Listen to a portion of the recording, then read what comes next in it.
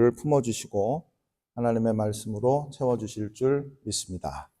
요셉 하면 떠오르는 단어가 있습니다. 그 중에 하나가 꿈입니다. 16살, 17살 되던 어느 날 요셉이 꿈을 꿉니다. 형제들이 묶은 곡식단이 자기가 묶은 곡식단에 절하는 꿈이었습니다. 그 이후에 그가 다시 한번 꿈을 꾸게 되는데 이번에는 해와 달과 11개의 별들이 자기에게 절하는 그런 꿈이었습니다.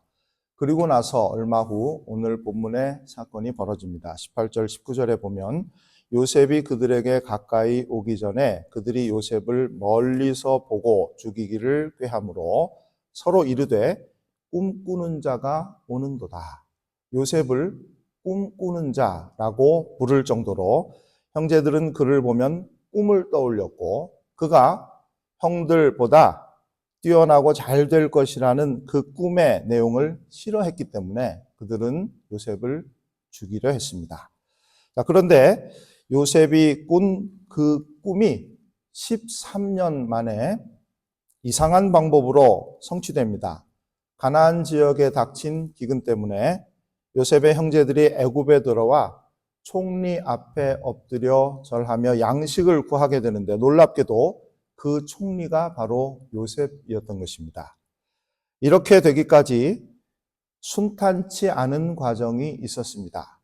그 중에 오늘 본문 또 그리고 창세기 40장에 나오는 한 단어에 저는 주목해 보고자 합니다. 그 단어는 바로 구덩이입니다. 오늘 본문 20절에 자 그를 죽여 한 구덩이에 던지고 우리가 말하기를 악한 짐승이 그를 잡아먹었다고 하자 그의 꿈이 어떻게 되는지를 우리가 볼 것이니라 하는지라. 형제들은 요셉을 구덩이에 던지기로 합니다. 그리고 그 꿈도 함께 던져 사라져 버리게 하려고 시도했습니다. 가나안 지역에는 우기가 있고 건기가 있죠. 워낙 메마른 지역이라 우기에 오는 비를 담아두지 않으면 건기를 버틸 수가 없습니다. 그래서 곳곳에 큰 구덩이를 만들어 놓곤 했는데 다행히 이 사건이 벌어질 때는 우기가 아니라 건기였습니다. 구덩이가 말라 있었습니다. 본문 아래 24절에 나옵니다. 그를 잡아 구덩이에 던지니 그 구덩이는 빈 것이라 그 속에 물이 없었더라. 만약 우기였더라면 요셉은 그때 그 구덩이에 빠져서 헤어나지 못하고 죽었을 것입니다. 이렇게 일단 요셉은 목숨을 건집니다. 아울러 그와 함께 사라지고 묻혀버릴 뻔했던 그의 꿈도 겨우 살아나게 됩니다. 2일 후 요셉은 미디안 상인들에 의해 애굽으로 팔려가게 되고 그곳에서 모함을 받아 감옥에 가게 됩니다. 그때 또다시 구덩이가 등장합니다. 창세기 40장 15절입니다. 나는 히브리 땅에서 끌려온 자요 여기서도 옥에 갇힐 일은 행하지 아니하였나이다. 요셉이 말한 이 옥, 감옥이죠. 이 감옥이 히브리어로 보르입니다. 이 보르는 구덩이라는 뜻입니다. 광야 구덩이를 극적으로 벗어난 요셉이 감옥이라는 또 다른 구덩이에 빠지게 되었고 그로 인해 그의 꿈은 또다시 소멸될 위기를 맞게 되었습니다. 그러나 이때 반전이 일어납니다. 그 감옥에 갇혀있던 왕의 측근들 두 사람 중 하나가 다시 왕국으로 돌아가게 되었고 그가 요셉을 왕에게 추천하게 되어 요셉이 결국은 그 나라의 총리가 된 것입니다. 이후에 앞서 말씀드렸던 형제들이 요셉 앞에 엎드려 절하며 양식을 구하는 일이 벌어지게 되었을 때 요셉의 꿈이 드디어 현실이 된 것이죠. 그런데 이뿐 아닙니다. 이보다 더 중요한 일이 함께 벌어지고 있었습니다. 요셉 덕분에 형제들이 애굽에 들어와 살게 된 것입니다. 애굽은 나일강 때문에 풍족한 나라였습니다. 좋은 목초지도 있었습니다. 그래서 요셉의 형제들이 애굽에 들어와 그들의 생업인 목축업을 통해서 엄청난 부를 쌓게 되고 70명이 들어왔는데 나중에는 200만 명이나 되는 엄청난 축복을 누리게 됩니다. 이 일은 하나님께서 아브라함에게 약속하셨던 땅과 씨에 대한 내용 중에 씨에 대한 약속, 곧 그의 자손이 하늘의 별과 같고 바다의 모래 같아질 것이라는 말씀의 성취였습니다. 요셉의 꿈이 성취된 것처럼 보였지만 사실은 하나님의 계획이, 하나님의 약속이 성취된 것이었다. 이런 말이죠. 오래전에 폴라로이드라는 카메라가 있었습니다. 이게 원래는 회사 이름인데 나중에는 그 회사가 만든 이 즉석 카메라가 워낙 유명해져서 다른 회사에서 만든 모든 즉석 카메라를 폴라로이드라 이렇게 불렀습니다. 자, 그런데 그 카메라는 영어로는 인스턴트 카메라거든요.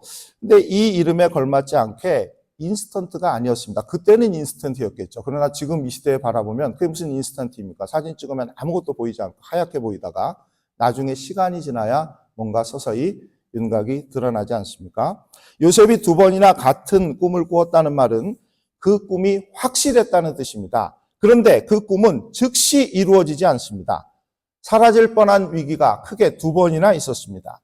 그러나 폴라로이드 카메라처럼 서서히 그 실체가 드러나더니 그 꿈은 단순하게 요셉의 꿈의 성취가 아닌 하나님의 약속의 성취가 되는 놀라운 그림으로 완성되었던 것입니다. 오래전에 한국에서 제가 섬기던 교회 대학부에 만나 결혼한 커플이 있었습니다. 남편이 미국에 유학을 와서 공부를 하게 되어 함께 와서 자매는 첫째 아이를 낳고 잘 살다 이제 둘째를 임신해서 둘째를 낳기 직전이었는데 암이 발견되었습니다. 아이는 무사히 낳았지만 그 자매는 세상을 떠났습니다. 대학 다닐 때에 너무나도 열심히 교회를 섬기며 신앙 생활했던 그 모습 때문에 그러나 30대에 허무하게 져버린 그 인생 때문에 제가 너무나 속이 상했고 하나님께 야속한 마음을 가졌던 그런 기억이 있습니다. 정도의 차이는 있지만 누구에게나 이런 구덩이가 있습니다.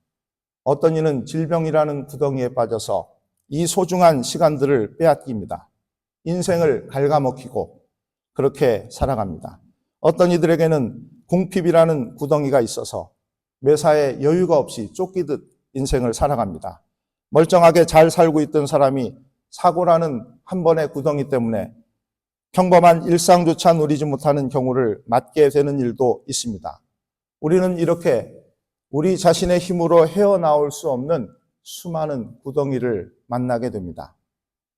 그러나 다행스럽게 요셉이 구덩이에 던져졌지만 그곳이 그의 끝이 아니었던 것처럼 우리에게도 때로 구덩이가 있지만 그러나 그 구덩이가 우리의 인생의 끝이 아닙니다.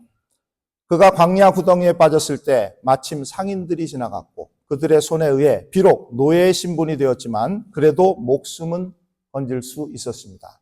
안주인의 모함으로 감옥에 가게 되었지만 그렇게 겨우 목숨을 건졌지만 죄수의 신분이 된 그가 그 감옥에서 엄청난 반전의 기회를 붙들고 그 구덩이를 벗어나 왕궁에 이르게 됩니다. 광야 구덩이도 요셉을 끝내지 못했고 감옥도 그의 끝이 아니었습니다. 몇 주 전에 우연히 앞에 말씀드렸던 그 청년의 이야기를 듣게 되었습니다. 이 지역을 방문 중이었던 어떤 교수님이 LA에 있는 참 신실한 후배 교수가 있다라고 하면서 어떤 사람을 막 이야기하는데 제가 듣다 보니 꼭 그 청년 이야기 같았습니다. 그래서 혹시 그 교수라는 분의 이름이 이모모 아닌가요? 라고 물었더니 오히려 그분이 너무 깜짝 놀라면서 어떻게 그 교수를 아느냐 이렇게 물었습니다. 그래서 제가 부목사 때 대학부를 섬길 때 제자였는데 미국에 가서 유학하다가 이런저런 일들로 너무나 어려운 삶을 힘들게 산다는 그런 이야기까지 들었는데 그 이후에는 소식이 끊어져 알 수가 없었다라는 말을 하자 그 교수님이 어려운 모든 과정을 잘 견뎌내고 미국에서 교수가 되어서 아이들과 더불어 너무나 행복하게 잘 살고 있다는 그런 소식을 전해 주었습니다. 누구에게나 구덩이가 있습니다. 그 구덩이는 누구의 인생을 끝낼 수도 있지만 그러나 아닐 수도 있습니다. 젊은 나이에 아내를 잃고 어린아이와 갓난아이를 데리고 사는 것, 그러면서도 공부하는 것이 얼마나 힘들었겠습니까? 그러나 그 청년은 그 구덩이에 매몰되지 않았습니다. 미국에 올 때 품었던 그 꿈을 끝까지 붙들었고 끝내 이루었고 여전히 진실하게 하나님을 잘 섬기며 주어진 삶을 열심히 살아가고 있습니다. 베두인들은 평생 광야를 삽니다. 광야 사막에서 길을 잃지 않고 너무나 잘 살아갑니다. 아무리 보아도 똑같아 보이고 길이 없어 보이는 그 광야 사막에서 어떻게 그렇게 살 수 있느냐 그들에게 물으면 그들은 because I'm the way, 내가 길이기 때문이다 라고 대답합니다. 우리는 길이 아닙니다. 때로 내 눈앞에 있는 구덩이를 보지 못해서 그 구덩이에 빠져버릴 때도 있고 길이 있다고 생각했지만 막힌 길을 만날 때도 있습니다. 그러나 길 대신 하나님께서 우리와 함께하고 계십니다. 그분이 친히 우리의 길이 되어주고 계십니다. 그러므로 비록 구덩이에 빠질지라도 때로 길이 없이 막혀있는 것 같이 느껴질지라도 우리에게는 희망이 있습니다. 그것은 끝이 아니라 길이 되시는 하나님이 우리가 가야 할 길을 보여주시고 그 길로 우리를 인도해 가실 것이기 때문입니다. 하나님은 감당하지 못할 시험당함을 허락하지 아니하시고 시험당할 즈음에 또한 피할 길을 내시는 분이라는 말씀이 있습니다. 절대로 가볍게 할 말이 아닙니다. 그렇게 해서도 안 되는 말입니다. 그러나 하나님이 어디서나 우리와 함께하고 계시고 심지어 구덩이에서도 함께하고 계시기 때문에 우리가 어디 있든지 우리에게는 길이 있다라고 우리는 믿어야 합니다. 구덩이에 빠져 길이 보이지 않을 때에도 그곳이 끝이 아니라는 사실을 길 대신 하나님을 붙들고 우리와 함께하고 계시는 임마누엘 대신 하나님을 붙들고 그 소망을 잃지 말아야 합니다. 이 대목에서 요셉하면 떠오르는 또 하나의 단어를 생각하게 됩니다. 형통입니다. 여호와께서 요셉과 함께 하심으로 그가 형통한 자가 되어 그의 주인이 여호와께서 그의 범사에 형통하게 하심을 보았더라. 여호와께서 요셉과 함께 하심이라 여호와께서 그를 범사에 형통하게 하셨더라. 아버지의 사랑을 독차지하던 귀한 집 아들이 죽을 위기를 겨우 면하고 노예가 되고 그 이후에 죄수가 되었는데 이러한 그를 성경은 왜 형통한 자라고 말씀하고 있습니까? 형통으로 번역된 이 단어의 의미가 그렇기 때문입니다. 이 단어는 히브리어로 찰라흐입니다. 막힌 것을 뚫고 나가는 것, 고뚜루 하는 것을 형통이라고 합니다. 찰라흐라고 하는 것이죠. 산을 넘고 강을 건너는 것, 고오버하는 것, 크로스오버 하는 것, 이것이 형통입니다. 그리고 그 결과 마무리를 잘 하는 것, to finish well, 이것이 바로 성경이 말하는 찰라흐, 형통입니다. 산도 없고 강도 없고 아무것도 없이 잘 되는 것이 형통이 아니라 산도 있고 강도 있고 그 외에 있을 것 다 있지만 그러나 그것을 극복할 수 있는 능력도 함께 가지는 것, 그 능력을 끊임없이 하나님으로부터 공급받는 것, 이것이 바로 형통이며 이 형통을 요셉이 성경의 누구보다도 잘 우리에게 보여주고 있습니다. 요셉의 이야기가 창세기 37장에서 50장까지 나옵니다. 야곱의 이야기와 맞물려 있지만 창세기 전체로 볼 때 상당한 분량이 아닐 수 없습니다. 그런데 이번에도 느꼈지만 요셉의 이야기를 쭉 읽어 내려가다 보면 이상한 생각이 듭니다. 이 이야기 속에 하나님에 대한 언급이 별로 나오지 않습니다. 하나님이 요셉에게 이렇게 하셨더라. 하나님이 그를 이렇게 하셨더라. 라는 구체적인 언급이 다른 성경의 인물들에 비해서 많지 않고 오직 때때로 꿈 이야기가 성취되는 과정 가운데 위기 때마다 간간히 형통이라는 단어만 나옵니다. 그러나 요셉의 이야기를 읽는 모든 사람들은 그의 인생을 하나님이 주관하셨다는 사실을 알게 됩니다. 하나님이 그를 형통하게 하셨기 때문입니다. 함께 하셨고 위기 속에서 그를 붙들어 그 위기를 극복하게 하셨기 때문에 하나님이라는 말들이 많이 나오지 않지만 우리는 요셉을 통해서 하나님을 만나게 되는 것입니다. 요셉의 꿈이 성취되는 이 모든 이야기는 결과적으로 하나님이 아브라함에게 하신 약속의 일부가 성취되는 것이기 때문에 이 이야기는 단순하게 요셉의 꿈 이야기가 아니라 하나님의 약속에 대한 이야기며 하나님이 보이지 않지만 우리와 함께 하시고 일하시는 하나님의 형통에 대한 이야기가 되는 것입니다. 중국 송나라 때 휘종이라는 황제가 있었습니다. 그는 그림을 너무 좋아했습니다. 그래서 종종 그림 대회를 열었습니다. 한 번은 이런 과제를 냈습니다. 어지러운 산이 옛 절을 감추었다. 무슨 말이냐 하면 이게 한문으로 시처럼 되어 있거든요. 산속 깊은 곳에 절이 있는데 그 절을 보이지 않게 그려라. 이런 말입니다. 어지러운 산이 옛 절을 감추었다.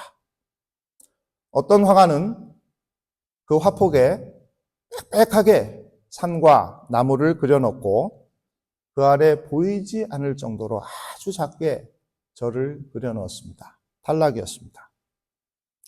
나무 위로 지붕과 탑이 살짝 드러날 정도로 그렇게 그림을 그린 화가도 있었습니다. 역시 탈락이었습니다. 그런데 한 화가가 숲속 작은 오솔길을 하나 그리고 그 길 위로 스님이 물동이를 이고 올라가는 모습을 그렸습니다. 합격이었습니다. 그 그림 어디에도 절이 보이지 않았습니다. 그러나 그 어딘가에 절은 있었습니다. 그 그림을 보는 사람들의 마음에도 절이 있었습니다. 우리들 각자가 채워가고 있는 인생이라는 그림 속에서 하나님이 보이지 않을 때가 있습니다. 그러나 하나님이 보이지 않는다고 하나님이 존재하지 않는다라고 우리는 말할 수 없습니다. 하나님은 영이시고 영은 원래 보이지 않기 때문입니다. 그러나 우리는 보이지 않는 하나님이 우리와 늘 함께하고 계신 것을 알고 있습니다. 요셉의 이야기에서 하나님이 보이지 않았지만 그러나 하나님이 그의 모든 인생을 주관하고 계셨음을 우리가 아는 것처럼 우리의 인생도 하나님이 주관하고 계시다라는 것을 때로 한계에 부딪힐 때마다 가야 될 길이 보이지 않아 막막할 때마다 하나님의 도우심을 구하는 그 모습 속에서 우리는 하나님의 존재를 알고 있고 하나님 우리와 함께 하시는다는 사실, 우리를 형통케 하신다는 사실을 믿을 수 있는 것입니다. 말씀을 맺겠습니다. 요셉 하면 떠오르는 단어가 있습니다. 꿈입니다. 그러나 그 꿈이 뜻밖의 종종 구덩이에 빠져버릴 때가 있었습니다.